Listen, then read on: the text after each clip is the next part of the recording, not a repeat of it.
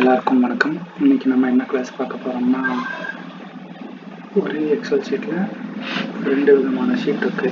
என்னென்னு பார்த்தோம்னா, ஆஃபீஸில் ஒர்க் பண்ணுறவங்களோட சேலரி, அதுக்கப்புறம் ஃபீல்டு வெளியே ஒர்க் பண்ணுறவங்களோட சேலரி. இப்போ இந்த 2 ஷீட்டையும் ஒரே ஷீட்டில் போட்டு அதோட டோட்டல் பார்க்கணும்.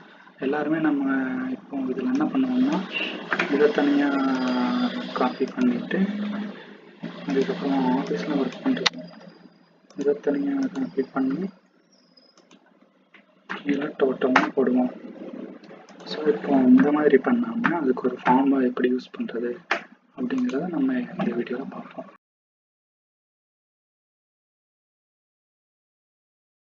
வீடியோக்குள்ளே போகலாம்.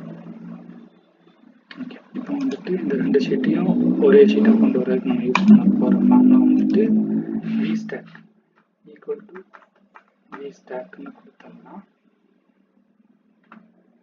ஃபார்முலா வந்துடும். ஸோ அரே 1 அரே 2 இந்த 2 ஷீட் மட்டும் இல்லாமல் ப்ளஸ் இது போக அடிஷ்னலாக எவ்வளோ ஷீட் இருந்தாலும் இதில் ஆட் பண்ணி ப்ளஸ் பண்ணிக்கலாம். முதல்ல இப்போ நம்ம ஆஃபீஸ் இதை மார்க் பண்ணிக்கிறோம், அதுக்கப்புறம் ஃபீல்டில் ஒர்க் பண்ணுறவங்களுக்கு மார்க் பண்ணிக்கிறோம். ப்ராக்கெட் க்ளோஸ் பண்ணி என்ட்ரு கொடுத்தோம்னா ஒரு இதை வந்துடும், ஆல் ஈக்குவல் டு.